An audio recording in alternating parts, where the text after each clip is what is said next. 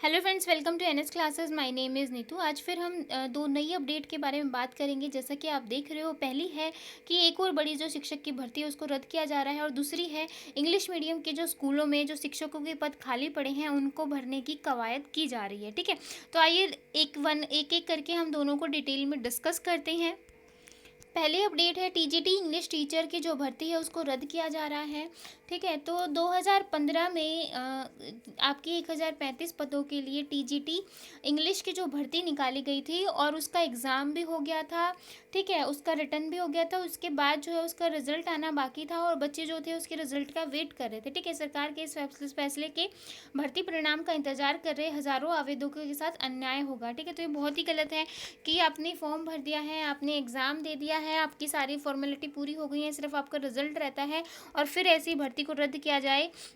तो शर्मा ने कहा कि 5 साल पहले, यानी कि 2015 में, यहाँ पे 2005 नहीं है 2015 आएगा, सरकार ने 1035 पदों के लिए टीजीटी इंग्लिश की भर्ती निकाली थी। इसके लिए आवेदकों से लिखित परीक्षा के साथ साथ डॉक्यूमेंट वेरिफिकेशन में इंटरव्यू प्रक्रिया भी संपन्न कर ली थी। मतलब लिखित परीक्षा भी हो गई थी, डॉक्यूमेंट वेरिफिकेशन भी हो गए थे और इंटरव्यू की जो प्रक्रिया है वो भी पूरी हो गई थी। बस जो है वो रिजल्ट आना बाकी रह गया था और 5 साल से इस भर्ती का हिस्सा रहे आवेदक रिजल्ट का बेसब्री के साथ इंतजार कर रहे थे, और अब सरकार बजाय रिजल्ट घोषित करने के भर्ती को ही रद्द करने की तैयारी में है। शर्मा ने कहा है कि अगर ऐसा हुआ तो इस भर्ती के लिए आवेदन करने वाले कई लोग ओवर एज हो जाएंगे और फिर उन्हें सरकारी नौकरी का मौका नहीं मिल पाएगा।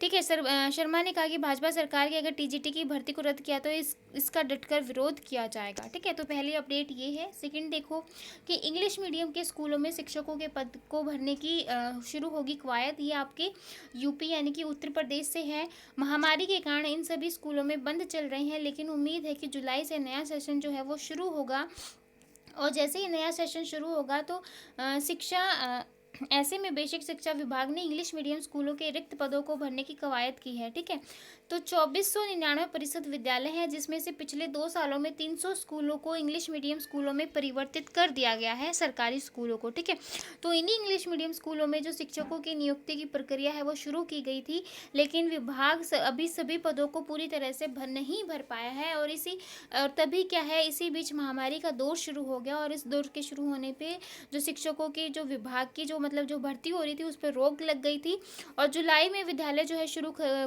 खुलने की उम्मीद की जा रही है। इसलिए जो बेसिक शिक्षा विभाग है वो दोबारा इंग्लिश मीडियम स्कूलों में शिक्षकों की नियुक्ति करने की प्रक्रिया को जो है वो शुरू करने जा रहा है। बिजौली, इंग्लैंड, गंगारी में खाली है सबसे ज़्यादा पद। ठीक है, तो यहाँ पे सबसे ज़्यादा पद खाली है। इंग्लिश मीडियम विद्यालय में 100 से ज़्यादा स्कूल ऐसे हैं जहाँ शिक्षकों की कमी है। तो आप देख सकते हो कि कितनी ज़्यादा जो है टीचर्स हैं जो जिनकी रिक्रूटमेंट अभी बाकी है।